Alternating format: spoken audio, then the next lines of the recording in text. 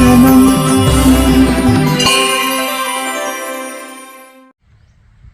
चतुर्भुजां त्रिनयनां पीतवस्त्रधरां शिवां वन्देऽहं बगलां देवीं శివాపురనివాసినీం.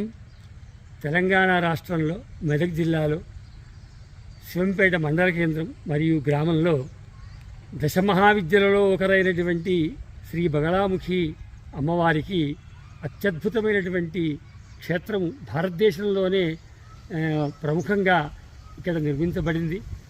ముఖద్వారము పైన మధ్యలో శ్రీ బగళాముఖి పరాంబికా దేవత, అమ్మవారికి కుడివైపున శ్రీ హరిద్రా గణపతి, అదేవిధంగా ఎడమవైపున భగవత్పాద శంకరులు.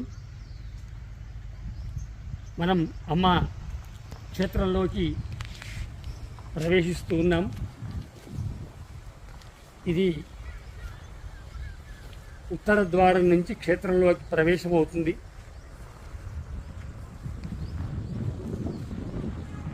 ఇటు తూర్పు ద్వారము. ఇది జగన్మాత శ్రీ బగళాముఖి క్షేత్రము. శాక్తమునకు ప్రధానంగా ఉండాలి అనే ఉద్దేశంతో ఈ ప్రాకారముల యందు అష్టాదశ శక్తిపీఠములను నిర్మించడం జరిగింది. అమ్మవారి దేవాలయం కూడా అమ్మవారి యొక్క మహామంత్రము షట్త్రింశత్ అక్షరి కాబట్టి ఆ సంఖ్యానుగుణంగా ఎటు షట్త్రింశతు తీసుకొని దేవాలయాన్ని నిర్మాణం చేయడం జరిగింది. ఇలా ధ్వజస్తంభాన్ని ఆమ్నాయ ప్రకారంగా నిర్మించడం జరిగింది. ఆరంభంలో ఇక్కడ మనకు బగళాముఖి అమ్మ కనపడుతుంది. అటుపక్క జగన్మాత శాంకరీదేవి, లంకాయాం శాంకరీదేవి ఆరంభం కాబట్టి ఆ రకంగా, అంటే క్షేత్రము శాక్తము అని అర్థం కావడం కోసము ఈ అష్టాదశ మహాశక్తుల్ని చుట్టూ పెట్టడం జరిగింది. ఇక ఇటుపక్క అమ్మకు ఎడమకు వచ్చేసరికి కాశ్మీరేతు సరస్వతి 18వ శక్తిపీఠంగా ఇటు వచ్చింది. చుట్టూ వచ్చాయి. దర్శనం చేసుకుని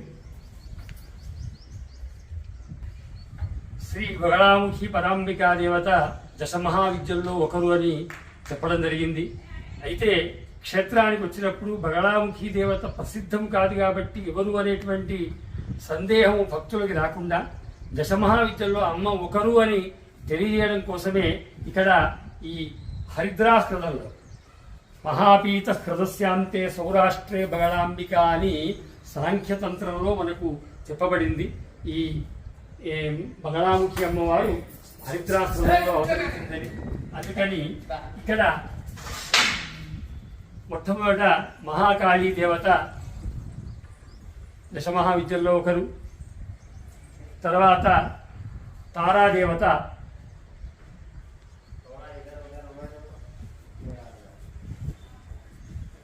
చిన్నమస్త జగన్మాత,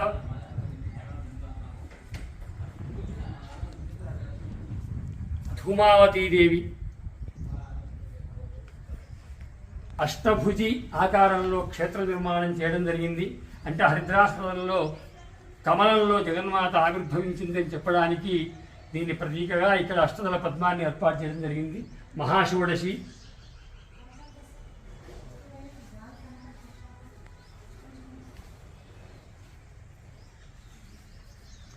భువనేశ్వరీదేవి జగన్మాత,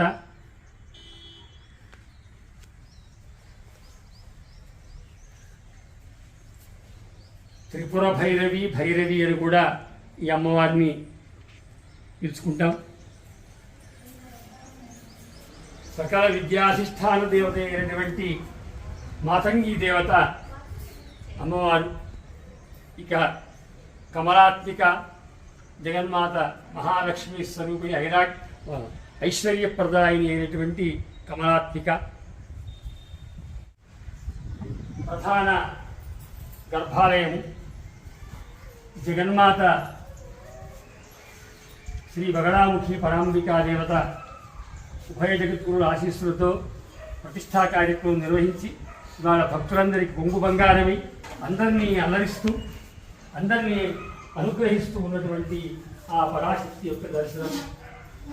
సౌవర్ణాసన సంస్థితాం త్రినయనాం పీతాంశుకోల్లాసినీం హేమాభాంగరుచిం శశాంకమకుడాం సచ్చంపకస్రగ్యుతాం హస్తైర్ముద్గరపాశవజ్రరసనాః సంబిభ్రతీం భూషణైః వ్యాప్తాంగీం మగళాముఖీం త్రిజగతాం సంస్తంభినీం చింతయే. ఇక్కడ పరమేశ్వరి శ్రీ బగళాముఖి అమ్మవారి ప్రతిష్టకు ముందు శృంగేరికి వెళ్ళి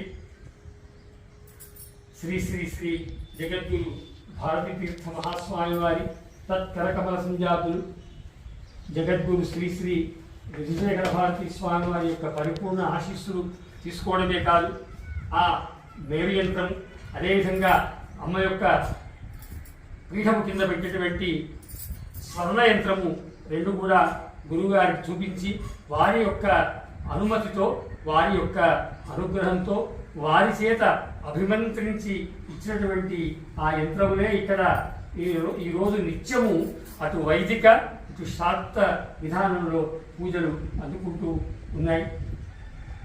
సర్వదా అమ్మ యొక్క సేవలో ఉంటూ మనందరం కూడా మన జన్మలు చరితార్థం చేసుకుందాం. జగదంబ అన్ని క్షేత్రాల్లో దర్శనాదులు బాగానే ఉంటాయి, కానీ అనుష్ఠానం చేసుకునే వాళ్ళకి అనువైనటువంటి ప్రదేశం ఉండదు. కాబట్టి అనుష్ఠానం చేసుకోవడం కోసం ఇక్కడ ఒక ధ్యాన మందిరాన్ని ఏర్పాటు చేయడం జరిగింది.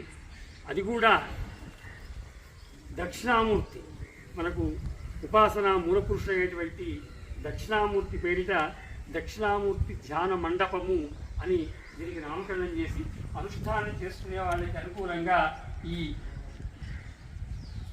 మండపాన్ని ఏర్పాటు చేయడం జరిగింది. ఇందులో గురుత్రయాన్ని ప్రతిష్ఠించడం జరిగింది. వారి సన్నిధిలో కూర్చొని అనుష్ఠానం చేసుకునేందుకు వీలుగా మధ్యలో దక్షిణామూర్తి, వారికి దక్షిణ భాగంలో వేదవ్యాస భగవానుడు, వారికి వామభాగంలో భగవత్పాద శంకరులు ఉన్నారు.